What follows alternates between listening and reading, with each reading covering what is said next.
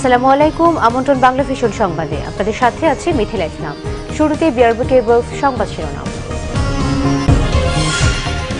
আপিলে BNP chairperson Begum Khaleda জিয়ার 3টি মনোনয়নপত্রই বাতিল, নির্বাচন কমিশনার মাহবুব তালুকদারের ভিন্ন মত। রবিবারের পর টেকনোক্রেট মন্ত্রীরা আর দায়িত্ব পালন করবেন না, নন ইস্যুকে ইস্যু বানিয়ে বিএনপি নির্বাচন বানচালের চেষ্টা করছে বললেন আওয়ামী লীগ নেতারা। আরও কয়েকটি আসনের বিএনপির প্রার্থিতা ঘোষণা, নাগরিক ঐক্য ও এলডিপি 5টি করে এবং জেএসডি 4টি আসন লাভ, মনোনয়ন বঞ্চিতদের বিক্ষোভ গুলশান অফিসে। ব্যাংকিং সেক্টর থেকে গত 10 বছরে লোপাট হয়েছে 22,500 কোটি টাকা। এই খাতকে বাঁচাতে নির্বাচনী ইশতেহারে প্রতিশ্রুতি চান অর্থনীতিবিদরা। দেখছিলেন বিআরবি কেবলস সংবাদ শিরোনাম। এসএসআরএম এর প্রতিটি টিএমটি বার গ্রাহকের আস্থা চেয়েও স্থায়ী। শাহিয়া স্টিল মিলস লিমিটেড। এবারে পুরো খবর। বগুড়া 6, 7 এবং ফেনী 1 এই 3টি আসনে বিএনপি চেয়ারপারসন বেগম খালেদা জিয়ার মনোনয়নপত্র বাতিল করেছে নির্বাচন কমিশন। আপিল শুনানির শেষ দিনে এই সিদ্ধান্ত দেওয়া হয়। একই সঙ্গে বাতিল করা হয়েছে কাদের সিদ্দিকী, আমানুল্লাহ আমান, মীর হেলাল সহ অনেকের মনোনয়ন। তবে ইসির শুনানিতে মনোনয়ন ফিরে পেয়েছেন মির্জা আব্বাস, আফরোজা আব্বাস, নাদিম মোস্তফা, নাজমুল হুদা সহ অনেকেই। আপিল নিষ্পত্তির শেষ দিনে সবার আগ্রহের কেন্দ্রবিন্দুতে ছিল বিএনপি চেয়ারপারসন বেগম খালেদা জিয়ার মনোনয়নের বৈধতার সিদ্ধান্তটি। দুপুরে আপিল শুনানি শেষ হলেও তার সিদ্ধান্ত জানানো হয় সন্ধ্যা 6টার দিকে। কমিশনার মাহবুব তালুকদার এ আপিল গ্রহণ করলেও বাকি 3 কমিশনার ও CEC K M Nurul Huda তা নামঞ্জুর করেন।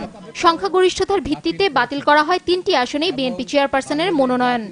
শুনানি অন্তে আজকে আপনারা দেখেছেন যে ওই কমিশনের পক্ষ থেকে আমাদের কমিশনার মাহবুব তালুকদার জাজমেন্ট দিয়ে 3টি মনোনয়নপত্রই বৈধ ঘোষণা করেছেন। কাজেই বেগম খালেদা জিয়ার এখন এই আদেশ অনুসারে নির্বাচন করতে কোনো বাধা নাই। সংখ্যালঘিষ্ঠ অর্থাৎ একজন ছাড়া সবাই বলেছেন আপিল খালেদা জিয়া আপিল নামঞ্জুর করা হবে। এখানে কোনো বিতর্কের কোনো স্কোপ নাই। একজনের সাংবিধানিক মোতাবেক সংবিধানের 66 অনুচ্ছেদ উল্লেখ করে তারা জাজমেন্ট দিয়েছেন বিগত সমস্ত বিবেচনা করে। এখানে আর চিৎকার করার কিছু নাই, এজুকেশন কিছু নাই। এটা সর্বসাধারণ মেজরিটি জাজমেন্ট, এটা আমরা সবাই মেনে নিতে বাধ্য। তাদের জাজমেন্ট শোনার পর চলে আসার পরে আমাদের অনুপস্থিতিতে কি হয়েছে সেটা হওয়ার আইনগত কোনো সুযোগ নাই। দ্বিতীয়ত আমরা চলে আসার পরে একই অবস্থায় আমাদেরকে না শুনে আবার দ্বিতীয় জাজমেন্ট দেওয়ার আইনগত কোনো সুযোগ নাই। এদিকে আপিল নিষ্পত্তির শেষ দিনে 233 জনের শুনানি হয়েছে।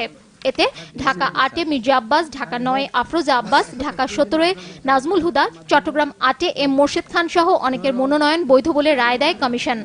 সাবের হোসেন চৌধুরী তিনি দেখেন কত বড় ভিন্ডেক্টিভ, কত বড় রাজনৈতিকভাবে প্রতিহিংসামূলক কাজ চরিতার্থ করতে চায়। তিনি তার প্রতিনিধি পাঠিয়েছেন যাতে আফরোজা আব্বাসের মনোনয়নটি বাতিল হয়ে যায়। আমরা এরকম কখনো দেখি নাই। অনধিকারভাবে নির্বাচন কমিশন এসে যার একটা বৈধ মনোনয়ন আপিল হকদার সেখানে আয়সা আপত্তি দেয়। রেজা যে হোক না কেন ধরপাকড় এবং সুষ্ঠু নির্বাচনের জন্য যা যা উপকরণ দরকার সবকিছু যেন থাকে। আপিলে কৃষক শ্রমিক জনতা লীগের সভাপতি কাদের সিদ্দিকীর মনোনয়নপত্র বাতিল ঘোষণা করা হয়। এছাড়াও ঢাকা 2-এ আমানুল্লাহ আমান, চট্টগ্রাম 5 আসনের প্রার্থী মীর নাসিরের ছেলে মীর হেলালের আপিল বাতিল করেছে কমিশন। আমরা কোনোদিন অগ্রণী ব্যাংকে যতদিন নিয়মিত ছিল একদিনও রিপেমেন্ট হয় নাই, কারণ আমরা সবসময় নিয়মিত ছিলাম। আমাদের হ্যাবিটে কোনো দোষ নাই, আমাদের হ্যাবিট খুব গুড হ্যাবিট আছে, ভালো। গত 6 তারিখ যখন আমার বাবা মীর নাসির সাহেব উনি অ্যাপিল করেছিলেন অবৈধভাবে ব্যারিস্টার আনিসুল ইসলাম মাহমুদ, ওনার পক্ষ থেকে এক ব্যারিস্টার তানজিবুল আলম মনে হয় ওনার নাম, উনি এসছেন। উনি গতবার বলে এসেছিলেন উনি সচিবের সাথে দেখা করতে যাবেন। উনি কোনো ধরনের ওকালতনামা ছাড়া উইদাউট পারমিশন উনি অ্যাপিয়ার করেছেন। উনি আজকেও তাই করেছেন। ওনাকে বাধা দেওয়া হয়েছে নিচে। উনি ফোনে বলছেন যে আপনার সাথে ব্যারিস্টার আনিস সাহেব কথা বলবে, আমাকে উপরে যেতে দেন। উনি অন্যায়ভাবে উপরে এসে করছেন। এটা আমি মনে করছি ইসি যখন ওনাকে কথা বলতে অ্যালাউ করছে এটা চরম অন্যায় হচ্ছে। রিটার্নিং কর্মকর্তার বাতিল করা মনোনয়নপত্রের মধ্যে আপিল করা হয় 543টিতে। গত 3 দিনে এসব আপিল শুনানির নিষ্পত্তি করল কমিশন।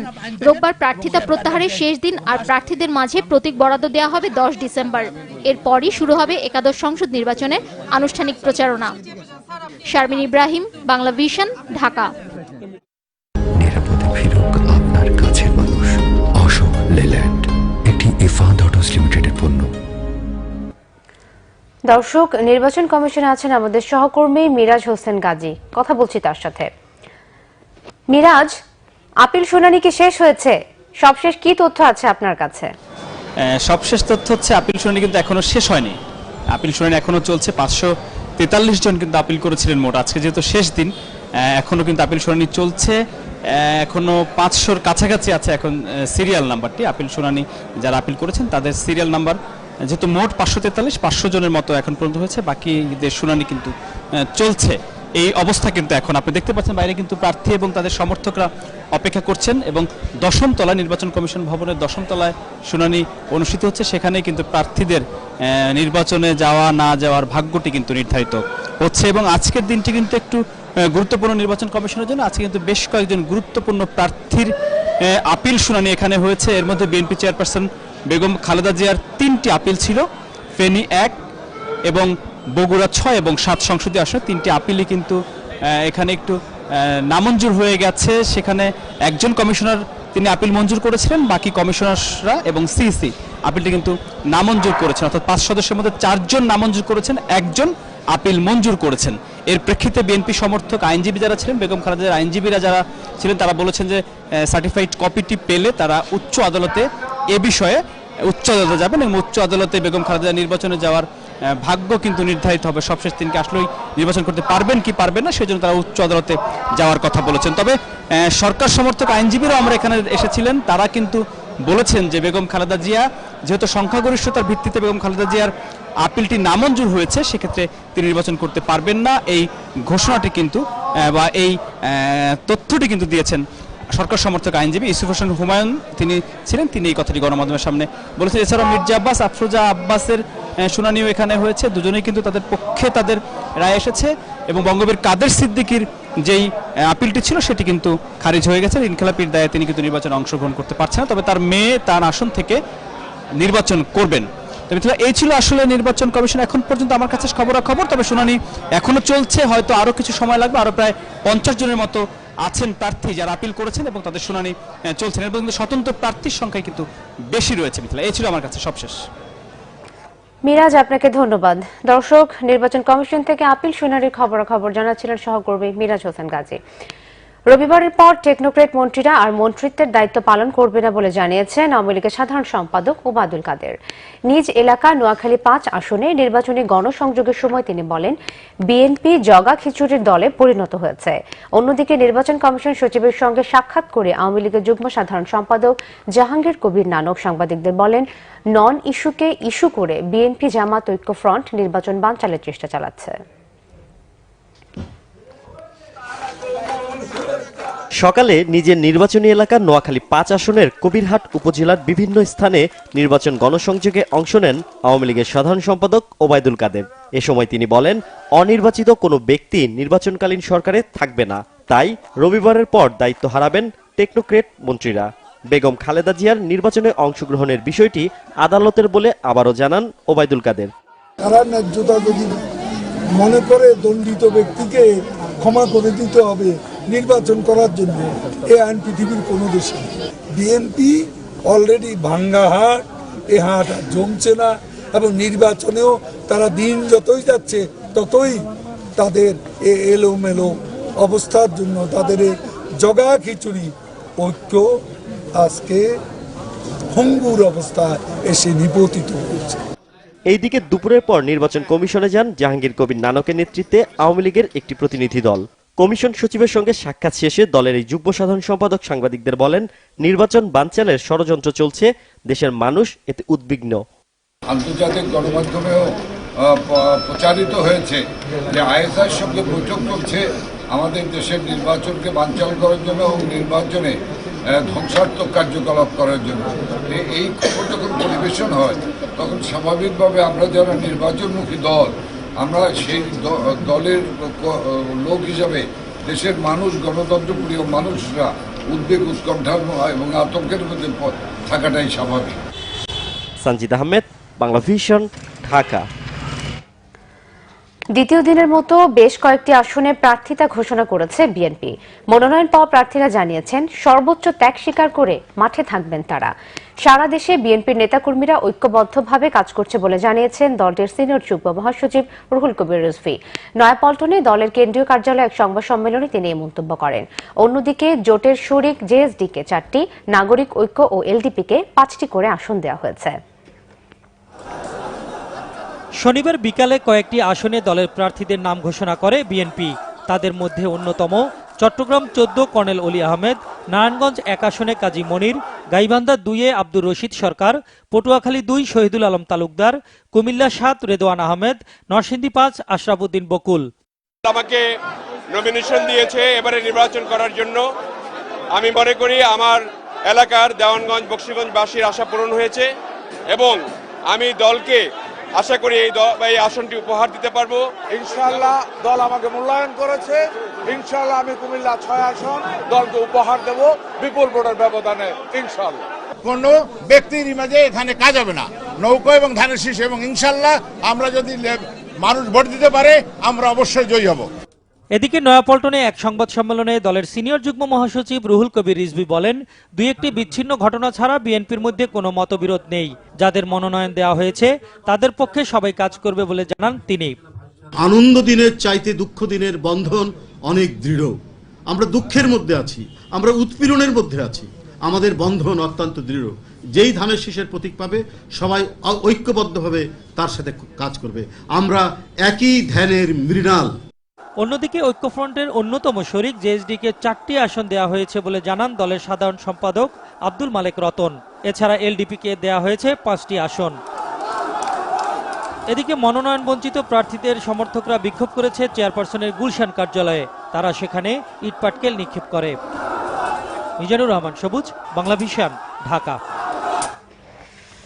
দর্শক, বিএনপি চেয়ারপারসনের গুলশান কার্যালয়ের সামনে আছেন আমাদের সিনিয়র রিপোর্টার জাহাঙ্গীর আখন্দ। সেখানকার সবশেষ খবর জানতে সরাসরি যোগ দিচ্ছি তার সাথে। জাহাঙ্গীর, গুলশান কার্যালয়ের সবশেষ কি খবর রয়েছে আপনার কাছে?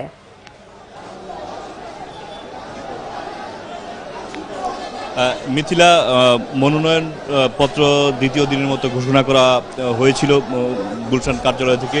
সন্ধ্যার কিছুক্ষণ পরপরই মনোনয়ন বঞ্চিত বেশ কয়েকজনের কর্মী সমর্থকরা গুলশান অফিসকে লক্ষ্য করে বেশ কয়েকটি ইট পাটকেল নিক্ষেপ করে। আপনাদেরকে যদি আমি একটু গুলশান কার্যালয়ের আপনার দোতলার একটু দৃশ্যটি দেখানোর চেষ্টা করি, দেখতে পাচ্ছেন যে সেখানে নেতাকর্মীদের ইট পাটকেলে কয়েকটি গ্লাস ক্ষতিগ্রস্ত হয়েছে বারান্দার। আর এখনো পর্যন্ত আপনার গুলশান কার্যালয়ের বাইরে নেতাকর্মীরা, বিক্ষুব্ধ নেতাকর্মীরা অবস্থান করছেন। বেশ কয়েকজনের সমর্থকরা তারা অবস্থান করে মিছিল করছেন। তাদের যে পছন্দের প্রার্থী তাকে ধানের শীষের চূড়ান্ত মনোনয়ন দেওয়ার জন্য তারা আপনার মিছিল করছেন। তো এখন মোটামুটি পরিস্থিতি শান্ত রয়েছে। তো আজকে বেশ কয়েকটি মনোনয়নপত্র দেওয়া হয়েছে, সেগুলি আমরা আপনাকে একটু জানিয়ে দিতে চাই। গাইবান্ধা 2 আব্দুর রশিদ সরকার, নারায়ণগঞ্জ 1 কাজী মনির, পটুয়াখালী 2 শহীদুল আলম তালুকদার, এছাড়া জাতীয় ঐক্য ফ্রন্টের অন্যতম শরিক জাতীয় সমাজতান্ত্রিক দল জেএসডিকে 4টি আসনে মনোনয়ন দেওয়া হয়েছে। সেগুলো হচ্ছে লক্ষ্মীপুর 4 আসম রব আব্দুল মালেক রতন, কুমিল্লা 4, এছাড়া ঢাকা 18 শহীদুদ্দিন মাহমুদ স্বপন সহ 4টি আসন তাদেরকে দেওয়া হয়েছে। এলডিপিকে দেওয়া হয়েছে 5টি আসন। সেগুলো হচ্ছে কর্নেল অবসরপ্রাপ্ত অলি আহমেদ, চট্টগ্রাম 14 আসনে তিনি নির্বাচন করবেন। কুমিল্লা 7 আসনের রেদওয়ান আহমদ, লক্ষ্মীপুর 1 আসনের শাহাদত হোসেন সেলিম, চট্টগ্রাম 7 আসনের নুরুল আলম, ময়মনসিংহ 10 আসনের সৈয়দ মাহবুব মুর্শেদ। এই 5টি আসন এলডিপিকে দেওয়া হয়েছে।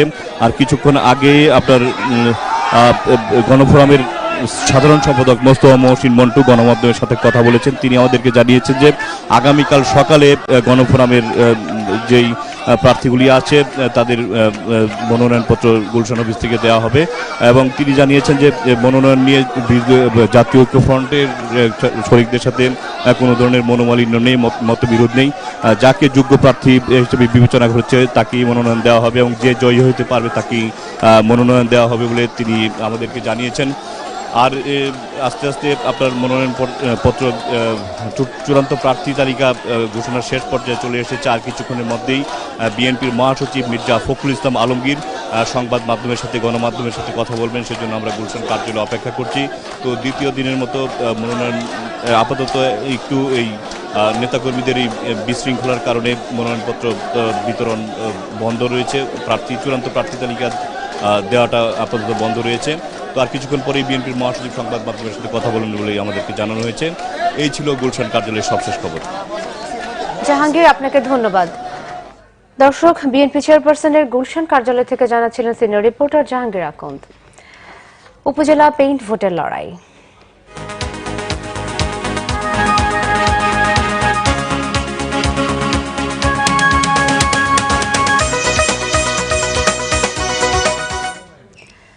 জাতীয় সংসদ নির্বাচনকে ঘিরে চলমান সংঘাতমুক্ত রাজনৈতিক পরিস্থিতিকে ইতিবাচক মনে করেন রাজনৈতিক বিশ্লেষকরা।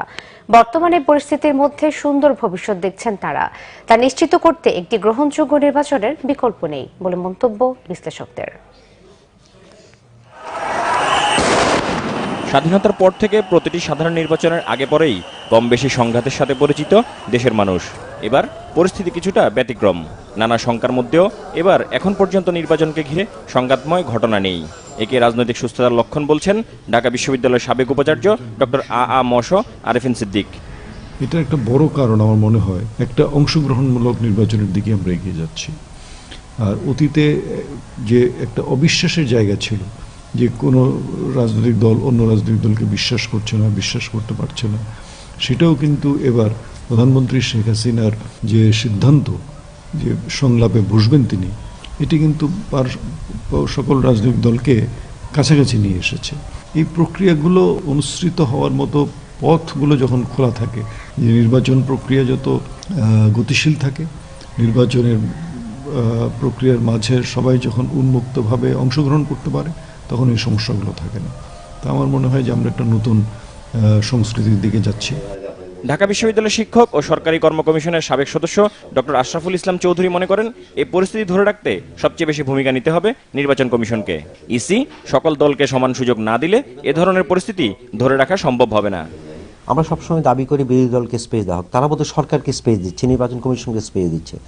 এত প্রতিকূলতার মাঝে তাদের দাবি একটা না মানা সত্ত্বেও গত কিছু দিনে তাদের প্রত্যেকটা মুভ আমার কাছে মনে হচ্ছে যথেষ্ট স্মার্ট, পজিটিভ। ফখরুল সাহেব নির্বাচন কমিশনের প্রশংসা করেছেন, যেটা আমার মনে হয় অভূতপূর্ব।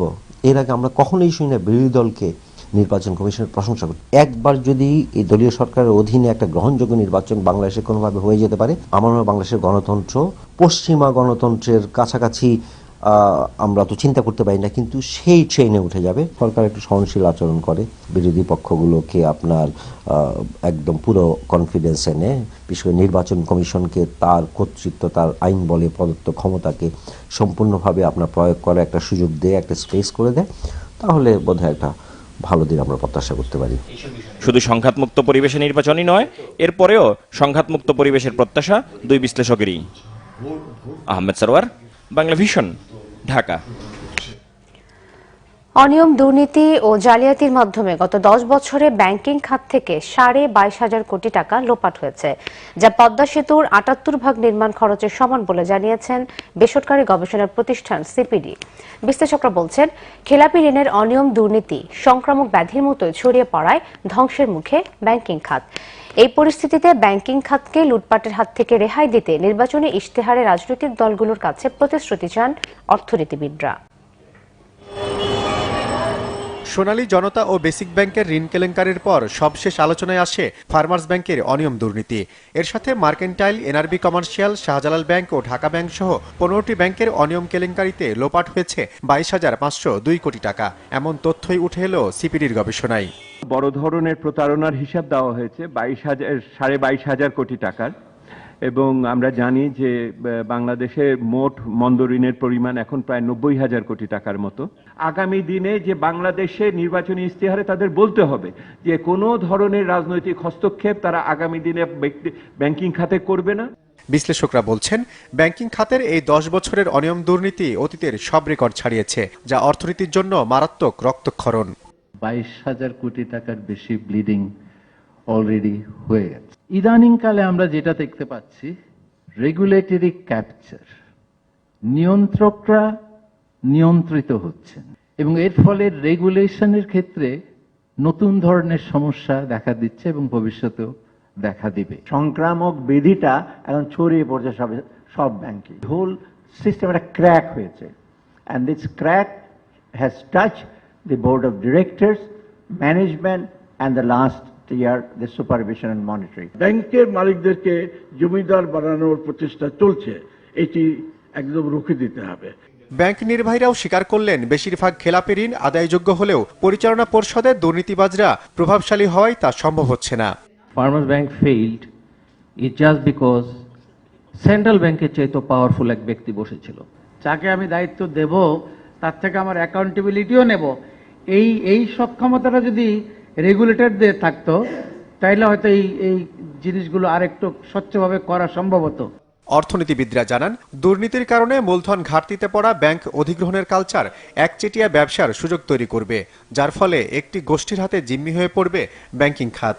রাজনৈতিক নেতৃত্বকে আমাদের বোঝাতে হবে যে অন্তত ব্যাংকিং খাতকে ভবিষ্যতে নিষ্কৃতি দেন এই অনিয়ম, দুর্নীতি এবং অর্থ লুটপাটের হাত থেকে। সুশাসন প্রতিষ্ঠায় ব্যাংক কমিশন গঠনের পাশাপাশি রাজনৈতিক বিবেচনায় নতুন ব্যাংক অনুমোদনের প্রক্রিয়া চিরতরে বন্ধের তাগিদ দেন আলোচকরা। জিয়াউল হক সবুজ, Bangla vision, Dhaka. CBC Times সংবাদ বিরতি, সাথেই থাকুন, এরপর জানিয়ে ফিরছি। সরকারের ধারাবাহিকতা বজায় থাকলে অর্থনৈতিক উন্নয়নের গতি অনেক বেড়ে যায়, বলেছেন অর্থমন্ত্রী আবুল মাল আব্দুল মুহিত। চীন ও ভারত নিজেদের স্বার্থে বাংলাদেশকে ব্যবহার করছে, এ থেকে বের হতে বাংলাদেশের নিজস্ব সক্ষমতা বাড়াতে হবে, অভিমত বিশ্লেষকদের। আপনারা দেখছেন বাংলা ভিশন সংবাদ। খেলা খেলুম আমি, মীর বরকত কত বড় প্লেয়ার আমি দেখা। কোকোলে ফুড প্রোডাক্ট নিবেদিত ধারাবাহিক নাটক খেলোয়াড়, রচনা পরিচালনা মাসুদ সেজান। গোলাম সারোয়ার আমাদের বিরুদ্ধে যে খেলায় খেলতে আসুক না কেন, আমরা নিয়মতান্ত্রিক উপায়ে সেটা মোকাবেলা করব। আমরা কোকোলা ফুড প্রোডাক্ট নিবেদিত ধারাবাহিক নাটক খেলোয়াড় দেখবেন প্রতি রবি ও সোমবার রাত 9:05।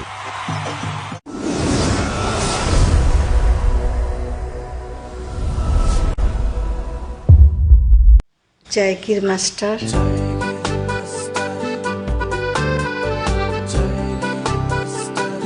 ধারাবাহিক নাটক জায়গির মাস্টার, রচনা ও পরিচালনা এস এ হক অলিক।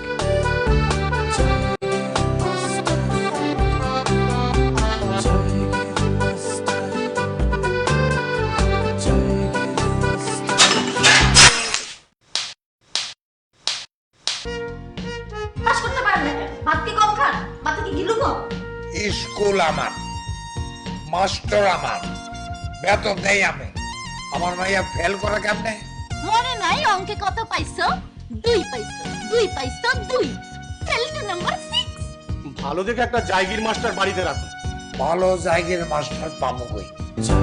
ধারাবাহিক নাটক জায়গির মাস্টার দেখবেন 2 নভেম্বর থেকে প্রতি বৃহস্পতি, শুক্র ও শনিবার রাত 9:45।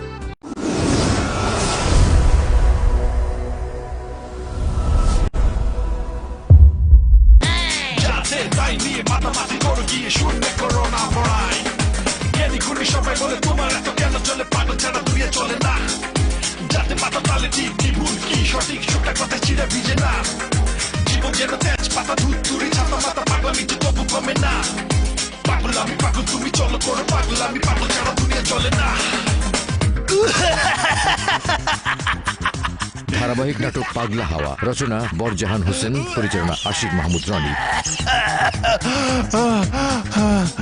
ওষুধে মাথাটা গেল, আগে সবই তো ঠিকই ছিল, দিনে রাতে দেয় শুধু মেডিসিন, তাই জীবনটা যে আজ কেরোসিন। ধারাবাহিক নাটক পাগলা হাওয়া দেখবেন প্রতি রবি ও সোমবার রাত 8:15।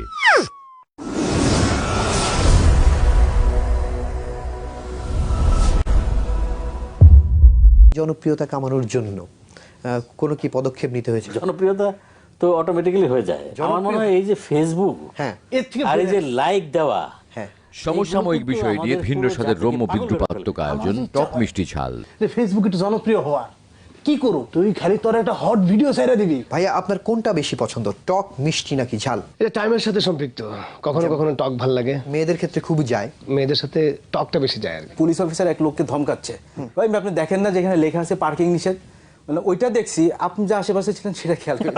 না না, একবার আমি তাই হয়েছে, আমি সেরাটনে গাড়ি পার্ক করতে গিয়ে আমি ইয়েকে জিজ্ঞেস করলাম, সিকিউরিটি গার্ডকে, আমি কি এখানে গাড়িটা পার্ক করতে পারি? বলছে অবশ্যই না। আমি বললাম তাহলে অন্য গাড়িগুলোতে পার্ক করছে, ওরা তো আমার জিগায় নাই। আজকে থেকে আবু হেনা রনির উপস্থাপনা ও খায়রুল বাবুয়ের প্রযোজনায় টক মিষ্টি ঝাল দেখবেন প্রতি রবিবার রাত 11:25।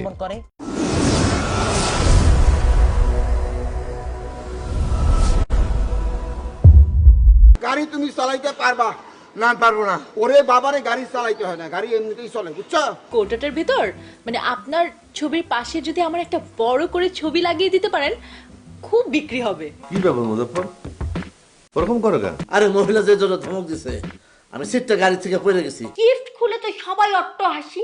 ধারাবাহিক নাটক the good, the bad and the ugly, রচনা পরিচালনা অনিমেষ আইচ। শিক্ষক ভদ্রলোকটা, ওনাকে কিন্তু আমার মনে হয়েছে যে নেহায়েতি ভালো মানুষ। আমার কিন্তু মনে হয় ওই মাস্টার বেটা হচ্ছে টোটাল মাস্টার প্ল্যানের কথা। আপনাদের প্রথম প্রজেক্ট হইতেছে ছিনতাই। ধারাবাহিক নাটক the good, the bad and the ugly দেখবেন প্রতি বৃহস্পতি, শুক্র ও শনিবার রাত 8:15।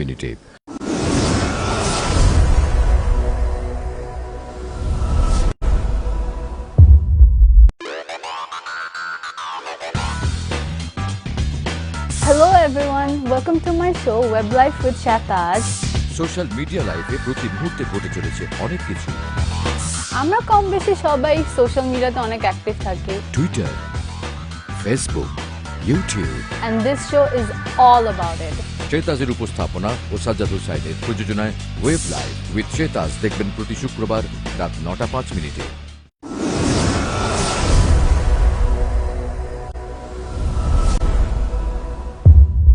একটা ছেলে মনের আমিনাতে ধীর পায়েতে কাদক্কা খেলে কোন পাহাড়ি ঝর্ণা খুঁজে।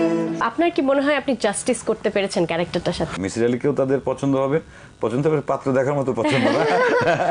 না, পাত্র দেখার মতো পছন্দ হলে কিন্তু খারাপ কিছু না। মিথিলাকে খুব কুল লেগেছে। মিথিলা, তোমার ছিপ নৌকোয় যাবে সে অন্য সেলিব্রিটি টক শো আমার আমি, তুমিও রেখো না। তোমার বর তো মিডিয়া জগৎ থেকে একদম অনেক দূরে। উনি তো জানতেন যখন তোমাকে বিয়ে করেছিলেন, উনি জানতেন যে আমি গান টান গাই হয়তো। রাফিয়াত রশিদ মিথিলার উপস্থাপনা ও সাজ্জাদ হোসাইনের প্রযোজনায় আমার আমি দেখবেন প্রতি শনিবার রাত 9:05। ঝাল ঝাল টক আর মিষ্টি সুগন্ধে ভরে থাকা কত রেসিপি জমে ওঠে প্রতিদিন আমাদের রান্নাঘর, আমাদের রান্নাঘর, আমাদের প্রিয় তারকাদের রেসিপি নিয়ে রান্নার অনুষ্ঠান আমাদের রান্নাঘর। মিষ্টি সুগন্ধে ভরে থাকা কত রেসিপি জমে ওঠে প্রতিদিন। গোলাম ফরিদা ছন্দের উপস্থাপনা তারিকুল ইসলাম সজলের প্রযোজনায় আমাদের রান্নাঘর দেখবেন প্রতি শুক্রবার সকাল 11:05। আপনাকে বলছি, শুধু শারীরিক সুস্থতা নয়, সেই সাথে দরকার মানসিক সুস্থতা। সমস্যা থাকবেই, সকল সমস্যার সমাধান আমরা দিতে পারবো না, আমরা কেবল দিচ্ছি দিক নির্দেশনা। পরিবর্তন আনুন আপনার ভাবনায়, আচরণে এবং কাজে। ব্যক্তি স্বাধীনতা সারা জাকের ও কাউন্সিলিং সাইকোলজিস্ট ডক্টর মেহতাব খানমের বিশ্লেষণে সরাসরি অনুষ্ঠান সেনোরা আমি এখন কি করব। নীরবতা ভাঙুন, নিজেকে প্রকাশ করুন। কাউনাইন সৌরভের প্রযোজনায় সরাসরি অনুষ্ঠান সেনোরা আমি এখন কি করব দেখবেন প্রতি শুক্রবার রাত 11:25 আমাদেরকে ফোন করুন প্রতি শুক্রবার আমি এখন কি করব। বিশেষ আয়োজন, বিশেষ প্রদর্শনী,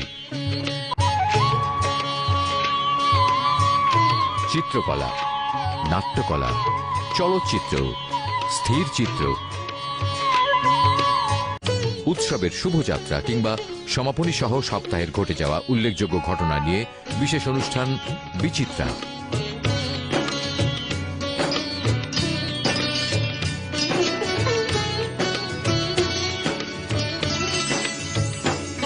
আবু হানিফের প্রযোজনায় বিশেষ অনুষ্ঠান বিচিত্রা দেখবেন প্রতি বুধবার বিকেল 5:20। বংশী বাজায় কে রে সখী, বংশী বাজায় কে, সোনার খাঁচা দোরে রাখবো আমি তোরে। স্কুল ও কলেজ ভিত্তিক ম্যাগাজিন অনুষ্ঠান এসিআই ফান কেক এবং ক্লাসের বাইরে। তোমার দেখি জীবনখানা 16 আনাই মিছে, ওই রূপ হেরিয়ে দর্পণে, হে ওই রূপ দয়াল মুর্শিদে যারে সখা।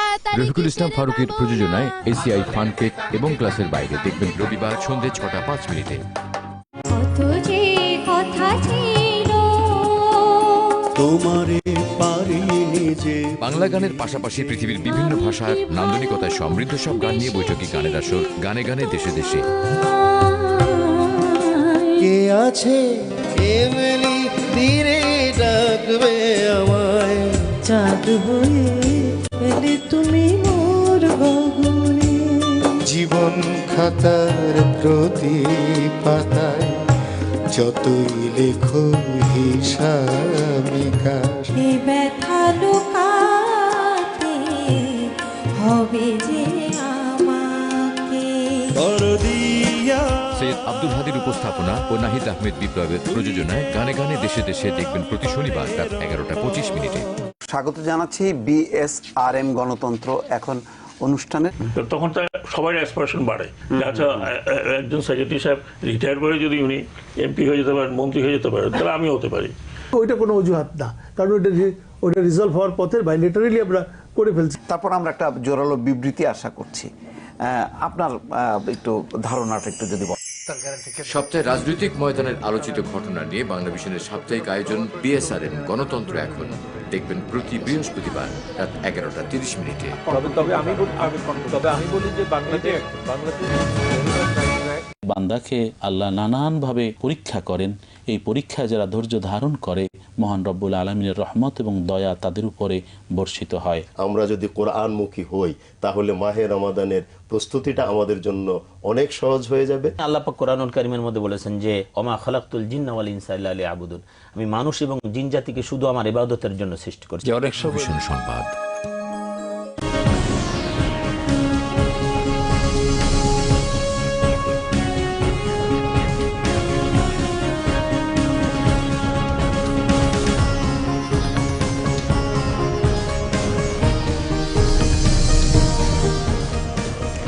স্বাগত আরেকবার বাংলা ভিশন সংবাদে।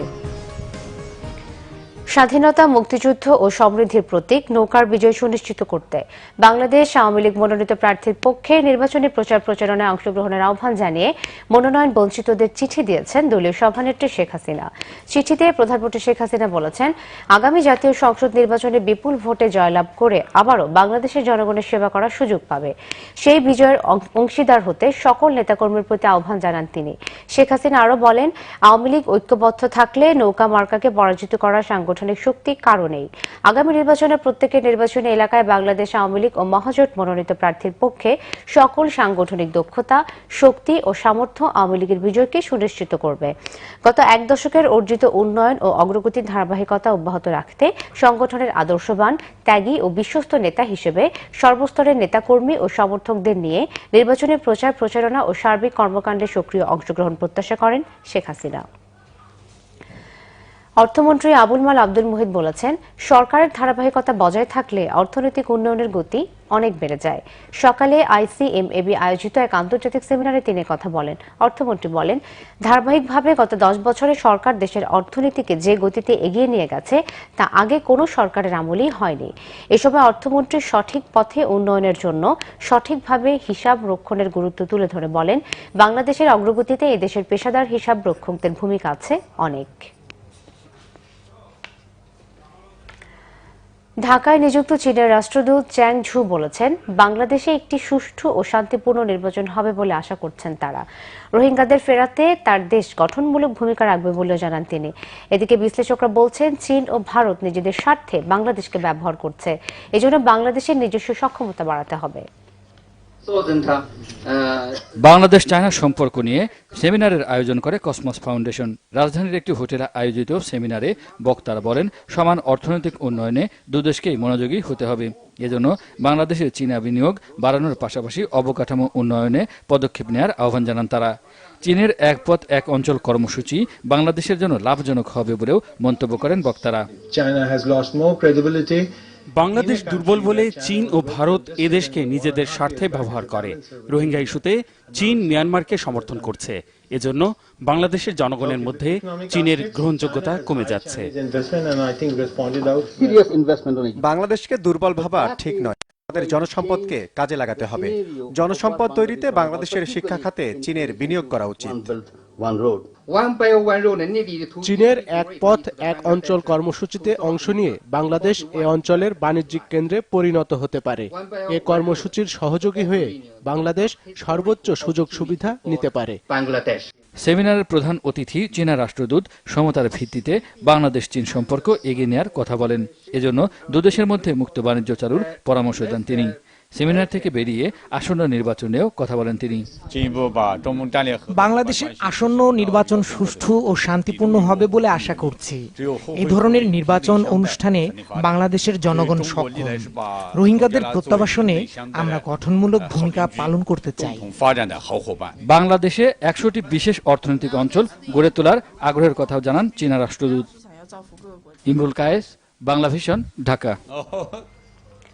আধুনিক ব্যাংকিং সেবার অঙ্গীকার নিয়ে অনলাইন সুবিধা সহ কুষ্টিয়ার কুমারখালীতে পূবালী ব্যাংক লিমিটেডের 468তম শাখার উদ্বোধন হয়েছে। ব্যাংকের চেয়ারম্যান হাবিবুর রহমান শাখাটির উদ্বোধন করেন। বিশেষ অতিথি ছিলেন ব্যাংকটির ব্যবস্থাপনা পরিচালক ও প্রধান নির্বাহী কর্মকর্তা মোহাম্মদ আব্দুল হালিম চৌধুরী এবং উপব্যবস্থাপনা পরিচালক ও chief technical officer Mohammad Ali. Faridpur অঞ্চলের প্রধান AKM আব্দুর রকিবের সভাপতিত্বে এলাকার বিশিষ্টজন ও ব্যবসায়ীরা এসবে উপস্থিত ছিলেন।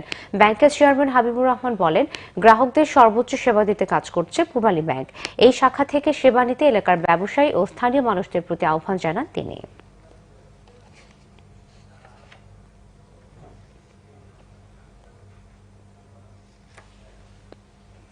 আবারও নিচ্ছে সিবিসি টাইলস সংবাদ বিরতি। সাথেই থাকুন, ফিরে এসে যা থাকছে। ক্ষমতা নিশ্চিত করতে নয়া জোট গঠন করেছে শ্রীলঙ্কার বিতর্কিত প্রধানমন্ত্রী রাজাপাকসে এবং প্রেসিডেন্ট সিরিসেনার দল। মিরপুরে কাল শুরু ওয়ানডে সিরিজ। জয় দিয়ে সিরিজ শুরুর প্রত্যাশা করলেও দিবারাত্রির ম্যাচে কুয়াশা নিয়ে সতর্ক দুদলই।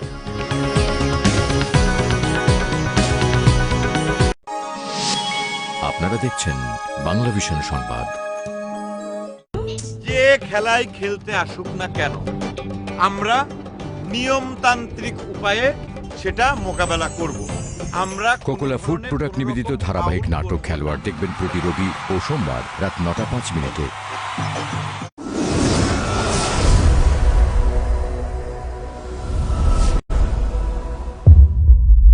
জায়গির মাস্টার।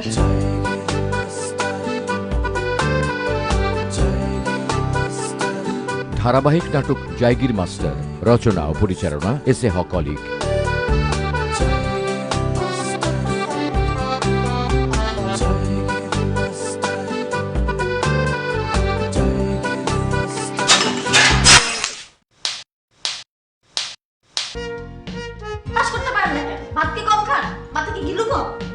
স্কুল আমার, মাস্টার আমার, বেতন নেই আমি।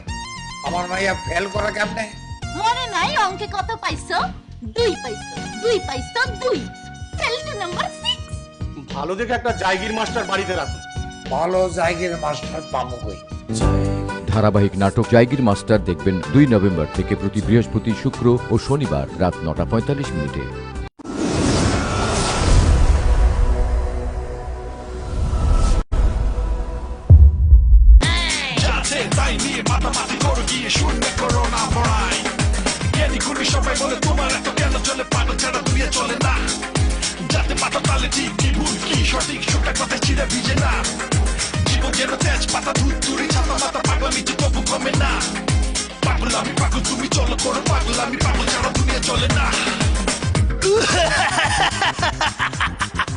ধারাবাহিক নাটক পাগলা হাওয়া, রচনা বরজাহান হোসেন, পরিচালনা আশিক মাহমুদ রনি।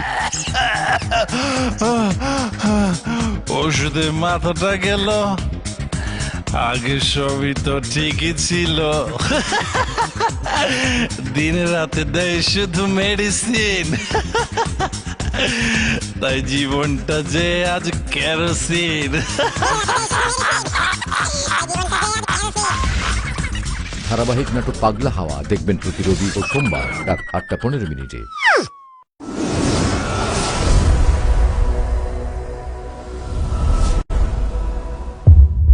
জনপ্রিয়তা কামানোর জন্য কোনো কি পদক্ষেপ নিতে হয়েছে? জনপ্রিয়তা তো অটোমেটিক্যালি হয়ে যায়। আমার মনে হয় এই যে ফেসবুক, হ্যাঁ, আর এই যে লাইক দেওয়া, হ্যাঁ, সমসাময়িক বিষয় নিয়ে ভিন্ন স্বাদের রম্য বিদ্রুপাত্মক আয়োজন টক মিষ্টি ঝাল। ফেসবুকে একটু জনপ্রিয় হওয়া কি করো তুই, খালি তোর একটা হট ভিডিও ছাইরা দিবি। ভাইয়া আপনার কোনটা বেশি পছন্দ, টক মিষ্টি নাকি ঝাল? এটা টাইমের সাথে সম্পৃক্ত, কখনো কখনো টক ভাল লাগে। মেয়েদের ক্ষেত্রে খুব যায়, মেয়েদের সাথে টকটা বেশি যায় আর কি। পুলিশ অফিসার এক লোককে ধমকাচ্ছে, ভাই আপনি দেখেন না যেখানে লেখা আছে পার্কিং নিষেধ? মানে ওইটা দেখছি, আপনি যে আশেপাশে ছিলেন সেটা খেয়াল করেন। না না, একবার আমি তাই হয়েছে, আমি সেরাটনে গাড়ি পার্ক করতে গিয়ে আমি ইয়েকে জিজ্ঞেস করলাম, সিকিউরিটি গার্ডকে, আমি কি এখানে গাড়িটা পার্ক করতে পারি? বলছে অবশ্যই না। আমি বললাম তাহলে অন্য গাড়িগুলোতে পার্ক করছে, ওরা তো আমার জিগায় নাই। আজকে থেকে আবু হেনা রনির উপস্থাপনা ও খায়রুল বাবুয়ের প্রযোজনায় টক মিষ্টি ঝাল দেখবেন প্রতি রবিবার রাত 11:25।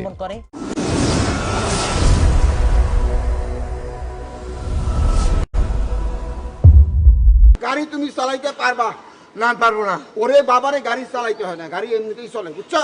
কোটাটার ভেতর মানে আপনার ছবির পাশে যদি আমার একটা বড় করে ছবি লাগিয়ে দিতে পারেন, খুব বিক্রি হবে। কি ব্যাপার মুজফফর, ওরকম করো কেন? আরে মহিলা যে জোরে ধমক দিছে, আমি সিটটা গাড়ি থেকে পড়ে গেছি। গিফট খুলে তো সবাই অট্ট হাসি।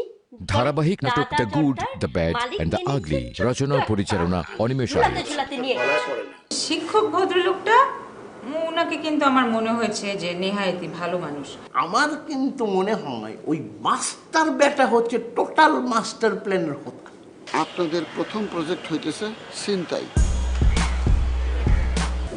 ধারাবাহিক নাটক the good, the bad and the ugly দেখবেন প্রতি বৃহস্পতি, শুক্র ও শনিবার রাত 8:15।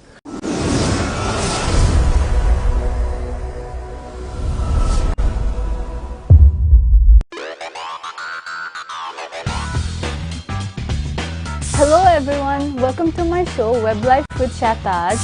সোশ্যাল মিডিয়া লাইফে প্রতি মুহূর্তে ঘটে চলেছে অনেক কিছু।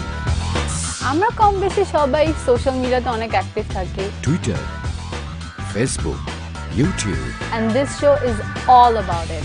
শেতাজের উপস্থাপনা ও সাজ্জাদ হুসাইনের প্রযোজনায় ওয়েব লাইভ উইথ শেতাজ দেখবেন প্রতি শুক্রবার রাত 9:05।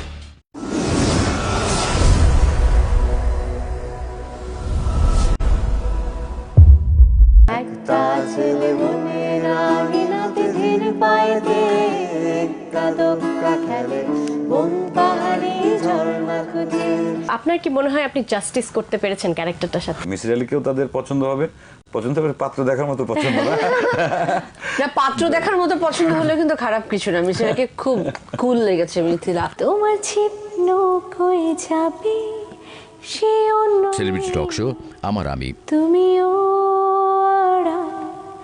রেখো না। তোমার বর তো মিডিয়া জগৎ থেকে একদম অনেক দূরে। উনি তো জানতেন যখন তোমাকে বিয়ে করেছিলেন? উনি জানতেন যে আমি গান টান গাই হয়তো। রাফিয়াত রশিদ মিথিলার উপস্থাপনা ও সাজ্জাদ হুসাইনের প্রযোজনায় আমার আমি দেখবেন প্রতি শনিবার রাত 9:05। ঝাল ঝাল টক আর মিষ্টি সুগন্ধে ভরে থাকা কত রেসিপি জমে ওঠে প্রতিদিন আমাদের রান্নাঘর, আমাদের রান্নাঘর, আমাদের প্রিয় তারকাদের রেসিপি নিয়ে রান্নার অনুষ্ঠান আমাদের রান্নাঘর। মিষ্টি সুগন্ধে ভরে থাকা কত রেসিপি জমে ওঠে প্রতিদিন। গোলাম ফরিদা ছন্দের উপস্থাপনা, তারিকুল ইসলাম সজলের প্রযোজনায় আমাদের রান্নাঘর দেখবেন প্রতি শুক্রবার সকাল 11:05। আপনাকে বলছি, শুধু শারীরিক সুস্থতা নয়, সেই সাথে দরকার মানসিক সুস্থতা। সমস্যা থাকবেই, সকল সমস্যার সমাধান আমরা দিতে পারবো না, আমরা কেবল দিচ্ছি দিক নির্দেশনা। পরিবর্তন আনুন আপনার ভাবনায়, আচরণে এবং কাজে। সারা জাকের ও কাউন্সিলিং সাইকোলজিস্ট ডক্টর মেহতাব খানমের বিশ্লেষণে সরাসরি অনুষ্ঠান সেনোরা আমি এখন কি করব। নীরবতা ভাঙুন, নিজেকে প্রকাশ করুন। কাউনাইন সৌরভের প্রযোজনায় সরাসরি অনুষ্ঠান সেনোরা আমি এখন কি করব।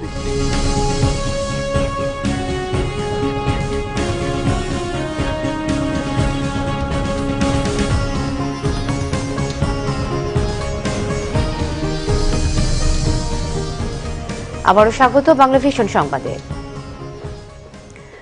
এবারে শুরুতেই আমিন জুয়েলার্স আন্তর্জাতিক সংবাদ।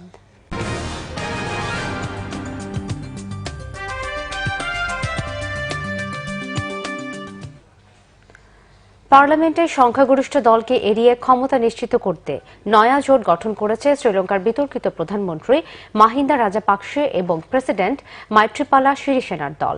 এদিকে পার্লামেন্ট ভেঙে দেওয়ার গেজেটে স্থগিতাদেশ 10 ডিসেম্বর পর্যন্ত বাড়িয়েছে সুপ্রিম কোর্ট। শুক্রবার রাতে প্রেসিডেন্ট প্রাসাদে বৈঠকে প্রেসিডেন্ট সিরিসেনার দল, শ্রীলঙ্কা ফ্রিডম পার্টি এবং বিতর্কিত প্রধানমন্ত্রী মাহিন্দা রাজাপাকসের দল শ্রীলঙ্কা পদুজানা পারমুনার শীর্ষ নেতাদের বৈঠক হয়।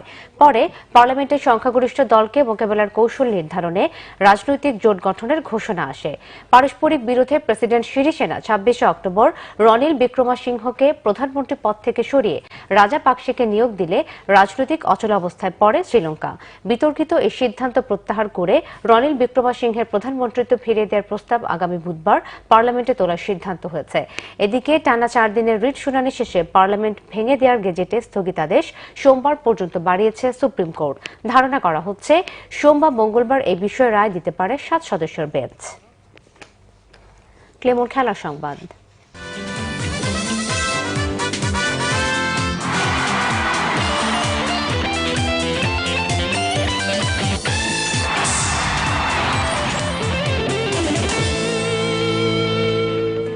ইউসিবিএল সিরিজ কাল শুরু ওয়ানডে সিরিজ।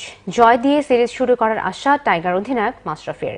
তবে টেস্টের মতো ওয়ানডে সিরিজ জয় সহজ হবে না বলে মনে করছেন তিনি। অন্যদিকে টেস্টের ব্যর্থতা ভুলে ওয়ানডে সিরিজ জয়ের আশা ক্যারিবিয়ান অধিনায়ক রভম্যান পাওয়েলের। তবে বাংলাদেশের কন্ডিশনে কাজটা খুবই কঠিন হবে বলে মনে করছেন তিনি। ডিউ ফ্যাক্টরের কারণে টস জয় বাড়তি গুরুত্ব পাচ্ছে দু দলের কাছে। মিরপুর শেরে বাংলা স্টেডিয়ামে দুপুর 1টায় শুরু হবে দিবারাত্রির ম্যাচটি। দিবারাত্রির ম্যাচ, তার উপর শীতকাল। ওয়ানডে সিরিজে তাই আলোচনার অন্যতম বিষয় ডিউ ফ্যাক্টর। কুয়াশামাখা পরিবেশের সাথে মানিয়ে নিতে দুই দলই অনুশীলনে দুপুর গড়িয়ে। যদিও উইকেট কন্ডিশনের চেয়ে বাংলাদেশের চিন্তা একাদশ সাজানো নিয়ে। চোট বা অফ ফর্মের কারণ নয়, বরং কাকে রেখে কাকে বাদ দেওয়া হবে এটাই এখন বড় সমস্যা।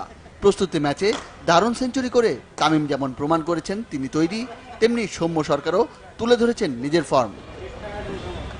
ওয়ানডে সিরিজে খেলা হবে স্পোর্টিং উইকেটে, তাই গুরুত্ব পাচ্ছে সিম বোলাররা। অধিনায়ক মাশরাফি পরিষ্কার করেছেন 3 পেসার নিয়েই খেলবে টাইগাররা। এমনকি মাশরাফি মুস্তাফিজ রুবেলের সাথে কন্ডিশন বুঝে খেলতে পারেন সিমিং অলরাউন্ডার সাইফুদ্দিনও। সেক্ষেত্রে ইমরুল কায়েস, সৌম্য, লিটন আর মিথুনের মধ্যে যে কোনো দুইজনকে বাদ পড়তে হবে। স্পিনে সাকিবের সঙ্গী হতে পারেন মিরাজ। আসলে উইকেটটাই জাজমেন্ট করা খুব ইম্পর্টেন্ট, যেহেতু সিরিজে এখানে 2টা ম্যাচ খেলা, সো উইকেট কেমন বিহেভ করছে ওটা ইনিশিয়ালি জাজমেন্টটা ভেরি ইম্পর্টেন্ট। টেস্ট ম্যাচের উপর বেস করে আপনি ওয়ানডে তো খেলতে পারবেন না, সো আপনাকে ওইভাবেই খেলতে হবে। এবং আমি স্টিল 3 জন পেস বোলার আমরা খেলাবো এবং খেলাতে চাই, এটা ফর শিওর। এই ম্যাচ দিয়ে ওয়ানডে ক্রিকেটের 200 ক্লাবে প্রবেশের অপেক্ষায় মাশরাফি। তবে নিজের অর্জনের চেয়ে টাইগার অধিনায়কের চোখ জয়ের দিকে।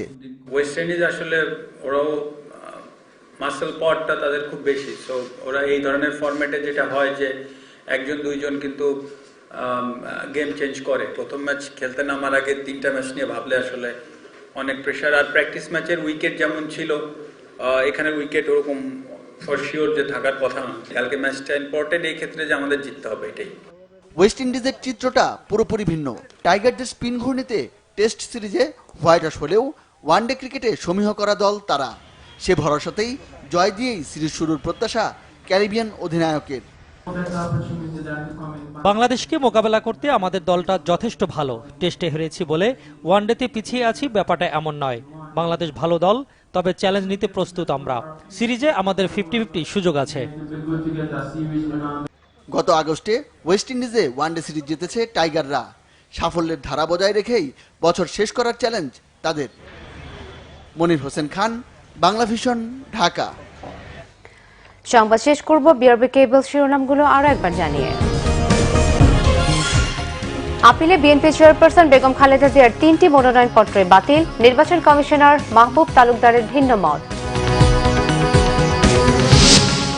রবিবারের পর টেকনোক্রেট মন্ত্রীরা আর দায়িত্ব পালন করবেন না। নন ইস্যুকে ইস্যু বানিয়ে বিএনপি নির্বাচন বানচালের চেষ্টা করছে বললেন আওয়ামী লীগ নেতারা। আরও কয়েকটি আসনে বিএনপির প্রার্থিতা ঘোষণা। নাগরিক ঐক্য ও এলডিপি 5টি করে এবং জেএসডির 4টি আসন লাভ। মনোনয়ন বঞ্চিতদের বিক্ষোভ গুলশান অফিসে। ব্যাংকিং সেক্টর থেকে গত 10 বছরে লোপাট হয়েছে 22,500 কোটি টাকা। এই খাতকে বাঁচাতে নির্বাচনী ইশতেহারে প্রতিশ্রুতি চান অর্থনীতিবিদরা। এই ছিল এখনকার মতো। পরের সংবাদটা 10:30টায়। এর আগে 9টায় রয়েছে নিউজ টপ 10 দেখার আমন্ত্রণ রইল। এছাড়া ফেসবুকে বাংলা ভিশন সংবাদ সরাসরি দেখতে লগ ইন করতে পারেন facebook.com/বাংলাভিশনে। এতক্ষণ সাথে থাকায় ধন্যবাদ সবাইকে।